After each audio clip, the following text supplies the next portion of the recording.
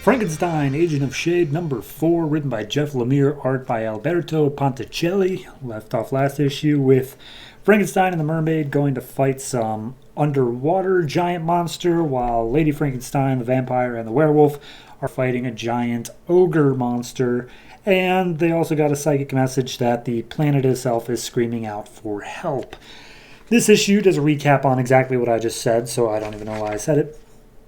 But yeah, the team that is back at base, Palmer and Father Time, they talk to Frankenstein. They're like, hey, by the way, just got a psychic message from the planet. Apparently those 3 giant beasts that we were looking at killing, turns out they were parasites on the planet itself, and they were basically draining it dry. So yeah, basically just keep doing what we're doing, but now we're doing it in a way that you don't have to feel bad about killing things that might possibly be innocent, because they're not.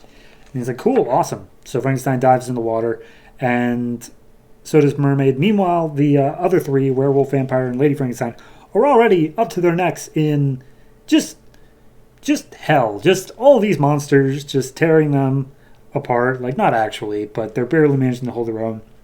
And they're like, hey, we need some backup here, Father Time. And Father Time's like, the egg is the only thing that can go through and keep anything alive. So, no, we can't send anything else. And he's like, well, then don't send anything alive. Send something that's dead or whatever. And he's like, yeah, she makes a good point. Time to send the toy box. And Dr. Palmer's like, whoa, we haven't even tested the toy box yet. Father Time's like, now's as good a time as any. So we get the Frankenstein and Mermaid under the water. They come to this giant group of just sharp-toothed fish. And he's like, all right. Frankenstein pulls out his sword. Have at ye. And all the fish just immediately swim past him and start making their way to the mermaid. And it looks like they're about to kill her, and then they don't. Turns out that they all think that they're, like, the brood of the mermaid. Like, she's their mother. So, yeah, they just keep on swimming, and the fish just follow along behind. He's like, well, all right. I guess that works out. So we cut back. They're on their last stand in the ogre continent, and they're doing the countdown, sending the toy box, and there's a little text box here of like, oh, query, what is the toy box? Answer, classified, stop asking. So the toy box comes through the portal, it lands, and it causes this giant just boom as it hits, because you used shrinking tech and it was growing as it came through. And it opens up, and what's inside but the GI robot squadron and 2 war wheels. What are those? War wheels are just giant mechanical wheels with huge spikes and lasers on them, and GI robot squadron is a bunch of robots that just shoot things. And meanwhile, the doctor, not Palmer but the other one, and Father Time are just sitting there with video game controllers controlling the war wheels through some screens. So, through their actions, they finally manage to wake up the Titan, like the giant ogre, and that comes to life.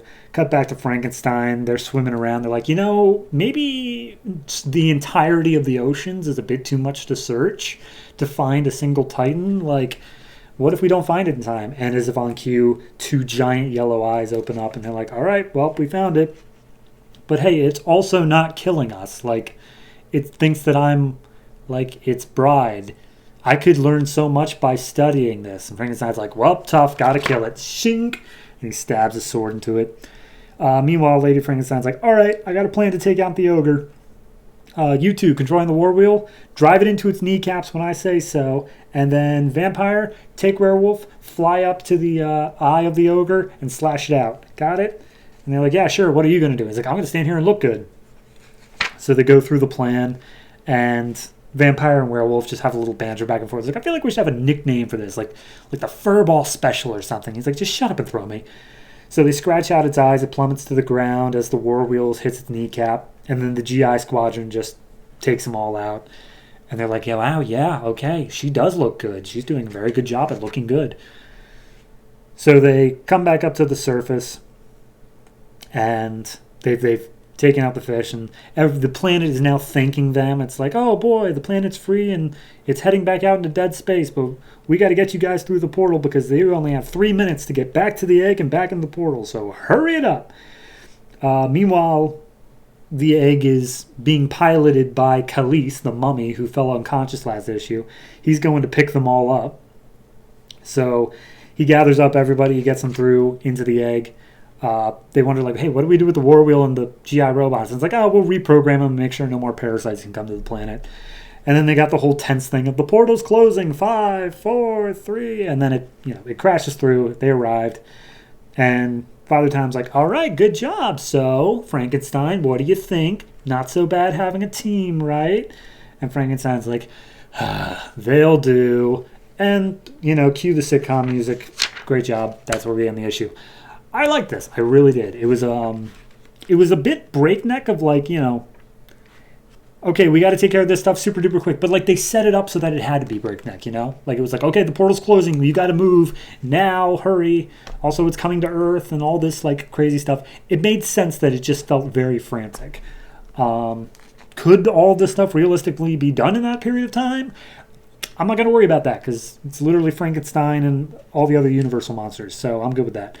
I think this is a good, like, first arc for the team where it's like a planet-saving thing, but it's just still, like, quirky and weird enough so that it feels like it's their own. I definitely like that. Art-wise, it's good. I mean, it fits the tone of the book. It's got the scratchy feel to it.